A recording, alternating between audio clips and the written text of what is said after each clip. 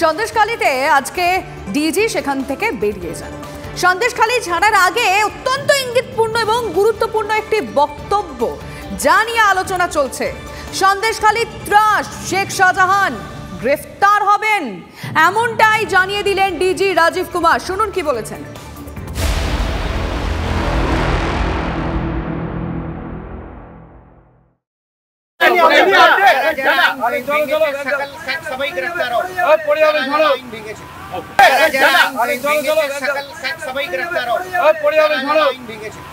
আমরা এখানে এসেছিলাম আমাদের ফোর্সের সঙ্গে কথা বলতে।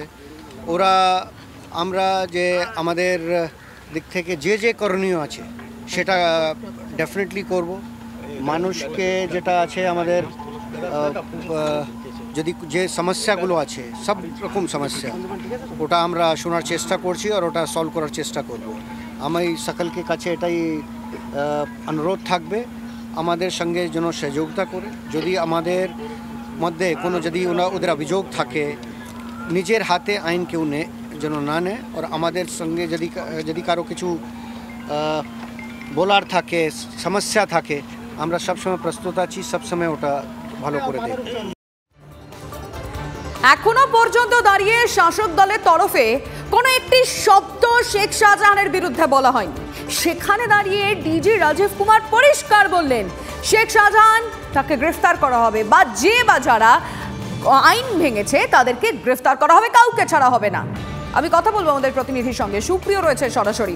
সুপ্রিয়, এটা কিসের ইঙ্গিত যে শেখ শাহজাহানকে গ্রেফতার করা হবে, এই আশ্বাসটা তিনি দিয়ে গেলেন, নাকি এই যে গত রাত থেকে আমরা দেখলাম সন্ধ্যের পর থেকে এই যে কখনো স্থলে কখনো জলে রাউন্ড দিলেন, এটা অ্যাজ সুন অ্যাজ পসিবল, যত শীঘ্র সম্ভব হতে চলেছে, কি মনে করছো, বুঝতে পারছো কি ওখানে থেকে? দেখো, কোথাও গিয়ে এই যে সন্দেশখালী ইস্যু, এই ইস্যুকে কেন্দ্র করে শুধুমাত্র যে বঙ্গ রাজনীতি উত্তাল হয়েছে তা কিন্তু নয়, জাতীয় রাজনীতিতেও কিন্তু আলোচনা শুরু হয়েছে বা আলোচনার স্তরে এই সন্দেশখালী উঠে এসছে। এবং সেই জায়গা থেকে রাজ্যের শাসক দল যেভাবে বিরোধীরা সুর চড়াতে শুরু করেছেন তাতে যে বেশ খানিকটা বেকায়দায় তা বলার অপেক্ষা রাখে না।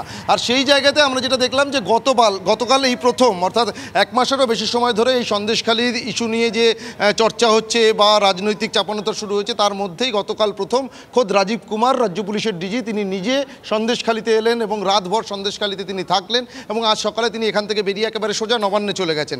এবং তার মাঝখানেই তার যে এই যে বক্তব্য, যে বিষয়টাকে তুমি মূলত বলতে চাইছো যে বা যারা আইন হাতে তুলে নিয়েছে বা আইন ভঙ্গ করেছে তারা সকলেই শাস্তি পাবে। এবং সেই তালিকাতে যে শেখ শাহজাহানও রয়েছে সেই ইঙ্গিতও কিন্তু ডিজির যে বক্তব্য তার গলাতে সেই বক্তব্যের মধ্যে ছিল, এটা কিন্তু স্পষ্ট। এবং কোথাও গিয়ে সেটাই এখন যেটা বিভিন্ন মহলে জল্পনা শুরু হয়েছে, তাহলে সেই সময়টা কবে? কোথাও গিয়ে পুলিশের যারা উচ্চপদস্থ আধিকারিকরা রয়েছেন তাদের সঙ্গে বৈঠক করার মধ্যে দিয়ে এই রূপরেখাই কি তৈরি হলো যে যত দ্রুত সম্ভব শেখ শাহজাহানকে কবজা করা যায় বা তাকে গ্রেপ্তার করা যায়, সেই রূপরেখাই কি তৈরি হলো? এটাই কিন্তু এখন বিভিন্ন নজর থাকবে পুলিশের তৎপরতা, কি মুভমেন্ট হচ্ছে, সমস্ত দিক আমরা তুলে ধরবো। সুপ্রিয়।